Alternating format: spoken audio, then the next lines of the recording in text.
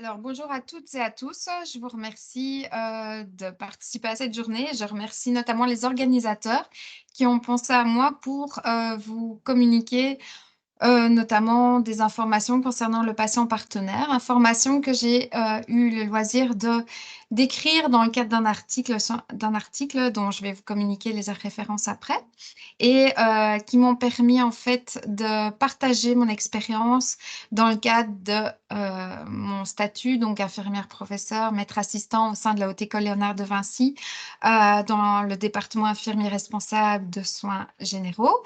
Alors, et dans la spécialisation en oncologie, il se trouve que depuis 2012, j'introduis des patients dans le cadre des cours, que ce soit des cours de douleurs chroniques, de cancer du sein, dans le cadre de cancer du côlon, etc., le cours d'ostomie. Je me fais une joie de pouvoir vous présenter toutes les données récoltées jusqu'à présent, ainsi que les données qui ont été récoltées dans le cadre de mon doctorat, parce que je suis un parcours doctoral depuis 2 ans et je m'occupe plus de l'hospitalisation à domicile et notamment la place centrale du patient dans le cadre de l'hospitalisation à domicile. Donc, je vais vous présenter le fruit de mon travail. Donc, je me permets de partager alors mon écran. Voilà, c'est parti. Donc, je lance le diaporama. Voilà. Alors, voici donc le patient partenaire et comme je vous disais, la présentation s'inscrit suite au fait que j'ai écrit un article sur le patient partenaire dans les décisions de soins en oncologie dans la revue Cancer Care. Alors, cette revue Cancer Care, elle est assez récente. Elle est disponible en version néerlandaise et en version française. Et donc, voilà, on m'a donné l'opportunité de pouvoir écrire les données récoltées jusqu'à présent. On me l'a proposé. Donc, cette revue est gratuite pour tous les infirmiers du secteur, bon, les infirmiers, et donc vous pouvez l'obtenir assez facilement. Alors, dans le cadre d'une vision holistique, donc des recherches ont montré que pour les patients oncologiques et en raison en fait de leurs besoins de soins complexes, l'intégration de situations peut représenter un bénéfice considérable. Alors, ces situations incluent une vision holistique, à savoir leurs concepts de santé, de soins et d'environnement. Des besoins aux objectifs de vie. En fait, une mauvaise évaluation des besoins du patient peut notamment entraîner, comme vous le savez, une surutilisation, une sous-utilisation ou une mauvaise utilisation des services de santé, en plus d'une éventuelle non-satisfaction de patients. Cependant, l'accent est porté sur les besoins. Alors, le problème, c'est que les besoins renvoient à un modèle centré sur la maladie et n'offrent qu'une vision limitée du potentiel humain, en considérant le patient comme un peu défectueux et fragile. Si au contraire l'accent est mis sur les objectifs de vie du patient, cela renvoie à une psychologie positive, donc l'identification et le renforcement des capacités humaines. Et cela engendre, au bout du compte, une amélioration du bien-être. Plusieurs études confirment ce point de vue et soutiennent que le respect des objectifs de vie est vraiment nécessaire et qu'il entraîne des changements de comportement en donnant du sens. En impliquant davantage le patient et en prenant en compte ses objectifs de vie, cela permettra non seulement de renforcer l'adhésion thérapeutique, mais également la relation de confiance établie avec le soignant. En parallèle, le Centre fédéral d'expertise des soins de santé, donc le CACEA que vous connaissez, recommande dans le cadre des besoins chroniques de favoriser l'empowerment du patient et de sa famille en leur fournissant les informations nécessaires, précises et détaillées quant à la maladie, le traitement et la disponibilité des services afin de devenir ainsi des partenaires à part entière dans la pathologie. Alors, comment le patient en oncologie peut-il devenir un partenaire de soins du professionnel de la santé?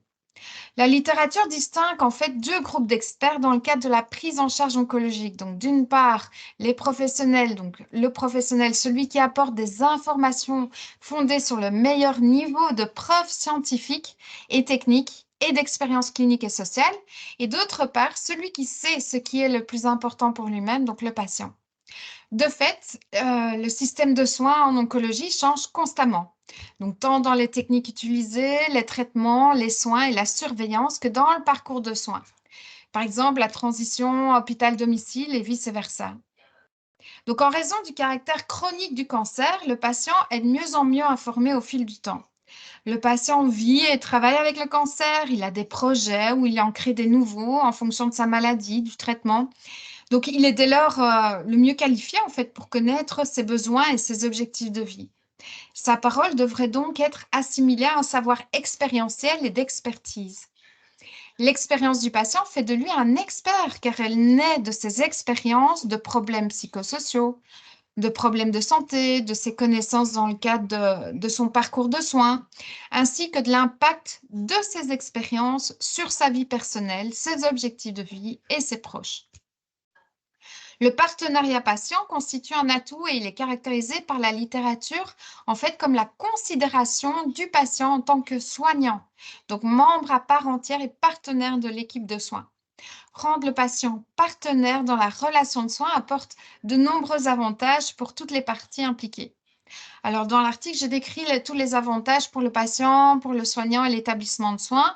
Donc, brièvement, c'est vrai que la littérature dit qu'inclure le patient donc, dans le processus de soins permet une meilleure acceptation de la maladie, une qualité de vie améliorée, un sentiment d'autodétermination, un leadership partagé avec les professionnels de la santé, donc justement dans la co-construction du processus pathologique. On a vu l'observance, l'adhésion thérapeutique dans son renforcée, la relation de confiance avec, entre eux, entre professionnels de la santé et patients, et ainsi de suite, et ainsi de suite. Alors, comment le patient devient-il un meilleur partenaire? Il y a un portail qui existe, le portail Capsana, qui regroupe en fait, c'est un organisme social affilié en fait à l'Institut de cardiologie de Montréal au départ. Donc, la mission de cette plateforme est d'aider les gens à prendre en main leur santé. Capsana encourage en fait les patients à communiquer afin de développer leurs propres compétences, comme ils le disent, pivot, pour faciliter les échanges avec les professionnels de la santé. Donc en fait, l'acronyme pivot signifie P pour préparez-vous pour vos rendez-vous, I, informez-vous sur votre problème de santé, V, vérifiez si vous avez bien compris, et O pour oser parler de vos préoccupations. Et en fait, des exemples de questions que le patient peut poser lors de ses rendez-vous en consultation, ils sont développés. Donc, en consultation, par exemple, ou dès qu'il est face à un professionnel de la santé. Donc, ces questions concernent tant les symptômes ou les changements que le patient a relevés dans son état de santé, qu'aux difficultés rencontrées à suivre son traitement. Et donc, ces questions reprennent également la demande de sources explicatives, par exemple comme des sites Internet, des brochures, des applications mobiles quant à sa pathologie, son traitement, ses examens. Il peut demander où puis-je trouver plus d'informations, par exemple. Alors, des conseils sont donnés sur le portail par rapport à la bonne compréhension du patient sur les informations communiquées par le professionnel de la santé. Il peut, par exemple, demander si j'ai bien compris, ma maladie ne se guérit pas, mais avec le traitement, je pourrais contrôler mes symptômes. Est-ce bien ça? C'est bien ça? Ai-je bien compris? Donc, enfin, le patient peut exprimer ses inquiétudes, ses changements dans ses habitudes de vie et poser plus de questions à ce sujet. Par exemple, mon problème va-t-il affecter les activités de ma vie quotidienne? Si oui, comment? Donc, en pratique, les professionnels de la santé peuvent poser des questions ouvertes aussi et non orientées aux patients afin de l'encourager à s'exprimer également librement quant à ses expériences, son expérience. Donc, ces questions, je vous les ai reprises, peuvent être comment vous sentez-vous en ce moment?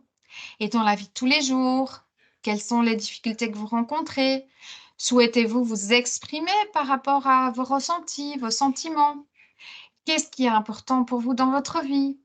La maladie, les traitements, les rendez-vous posent-ils des difficultés dans votre vie? Donc, en pratique également, pour une relation de soins réussie avec le patient en tant que partenaire, les professionnels de la santé doivent pouvoir échanger des connaissances avec le patient. Pour ce faire, il convient de construire une relation de confiance dans laquelle des informations peuvent être échangées pour prendre des décisions ensemble. Lorsqu'un partenariat patient est mis en place, le professionnel de la santé commence par interroger le patient sur son souhait ou non de désigner une personne de confiance pour l'assister dans la communication. Alors, des informations peuvent éventuellement être communiquées par le biais de cette personne. On l'a vu dans la loi des droits du patient de 2002. Donc, cette personne de confiance peut être un ami, un membre de sa famille, un autre patient ou toute autre personne en fait choisie par le patient pour l'accompagner dans l'obtention des informations. En pratique, toujours les professionnels de la santé peuvent créer une communication ouverte et respectueuse en choisissant un environnement en fait propice où le patient se sent à l'aise pour poser des questions, faire part de ses préoccupations et participer à la prise de décision. Donc, un local adéquat peut être un local qui est aéré, agréable et confortable, à l'abri des regards, hermétique au bruit extérieur. Ensuite, il est utile que les professionnels de la santé puissent signaler des éventuels tabous qui peuvent exister dans la relation avec le patient. Donc, ces tabous peuvent être culturels, religieux, éducationnels, sociétaux ou autres. Le patient accepte-t-il de parler de tous les sujets, y compris la sexualité, la mort, certains traitements comme la morphine? Le patient prend-il la parole? Quels sont les objectifs de vie? Qu'est-ce qui est important pour lui? La communication avec le patient en tant que partenaire peut nécessiter un remodelage du langage des professionnels de la santé et de certaines conditions pour s'adapter au patient. Donc, afin de respecter en fait son identité et sa sensibilité. Et pour être efficace, la relation de soins patient-partenaire nécessite toujours le respect des objectifs de vie individuels et des besoins culturels. Toujours en pratique, il existe notamment un outil que je trouve formidable. Il se trouve qu'on était un groupe de travail, moi y compris, à élaborer justement ces petites fiches illustratives. Ces fiches illustratives qui ont été mises en avant, qui ont été créées en partenariat avec Brusano qui chapeautait un peu le projet et avec une illustratrice. Et donc, pour que les professionnels de la santé puissent tenir compte des préférences individuelles et des valeurs culturelles lors de la planification et prestation de soins, un des outils qui permet d'ouvrir le dialogue peut être le Bubble Boost.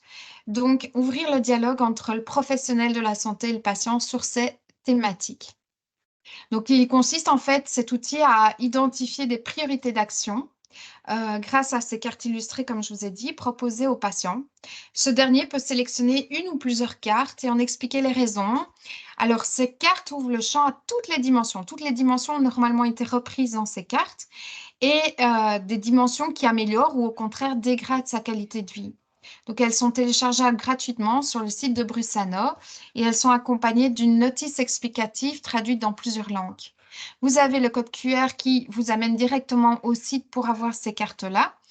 De toute façon, cette présentation sera communiquée aux organisateurs et j'imagine que cette présentation vous sera communiquée également par la suite.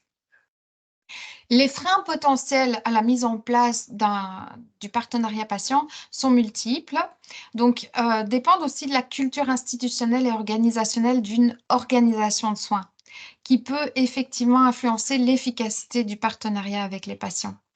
Alors, cette culture est-elle ouverte et réceptive? Est-elle propice à la communication? Des ressources ont-elles été allouées pour faciliter le partenariat et du temps est-il libéré pour les intervenants, les professionnels de la santé? Existe-t-il une formation des patients et des professionnels pour justement se familiariser avec cette nouvelle façon de collaborer en tant que partenaire? Donc, une étude a révélé que le patient peut éprouver des difficultés à s'exprimer, à surmonter l'asymétrie des informations et à faire valoir son point de vue. Parfois, cela est dû à l'absence d'intérêt des professionnels de la santé, mais il est également possible que le patient ne souhaite pas se confronter à des relations de pouvoir et de dépendance. Donc, le patient aurait-il besoin à ce moment-là d'une formation? Quels sont ses souhaits? A-t-il besoin d'être mieux accompagné? Le patient se sent-il libre en fait de partager ses expériences et ses ressentis dans le cadre de cette approche? En parallèle, les professionnels peuvent éprouver des difficultés à impliquer le patient comme partenaire dans la relation de soins. Ils peuvent être en fait inconfortables à l'idée de partager des informations ou ne pas saisir l'intérêt d'un partenariat patient. Il peut s'avérer difficile pour certains prestataires de soins de soigner des patients sans en voir les bénéfices potentiels éventuels, ce qui les amène en fait à résister aux remises en question de leur pratique en fait par le patient. Donc la vision des professionnels peut parfois être tronquée, faussée par la participation des patients, ce qui peut être perçu comme un frein en fait dans le processus de prise de décision. Donc, en conclusion, en oncologie, un partenariat entre le soignant et le patient dans la relation de soins est vu comme une des voies principales, prometteuses, pour améliorer la santé des patients et du système de santé. Dans ce partenariat, le patient est considéré comme une personne avec un savoir expérientiel et une expertise, tandis que les professionnels de la santé possèdent les compétences scientifiques. Cette relation d'interdépendance apporte de nombreux avantages, tant pour le patient que pour les professionnels de la santé, avec une influence positive sur les parties impliquées. Alors, je vous remercie sincèrement de m'avoir consacré du temps dans le cadre de cette journée et euh, je vous souhaite une très très belle journée et n'hésitez pas à me contacter, je me ferai un plaisir de justement partager les différentes expériences. Donc, vous pouvez me contacter justement sur mon adresse mail cathy.delaby@vinci.be. Et donc, au plaisir de vous voir, de vous revoir. Et belle fin de journée en tout cas. Merci encore. Au revoir.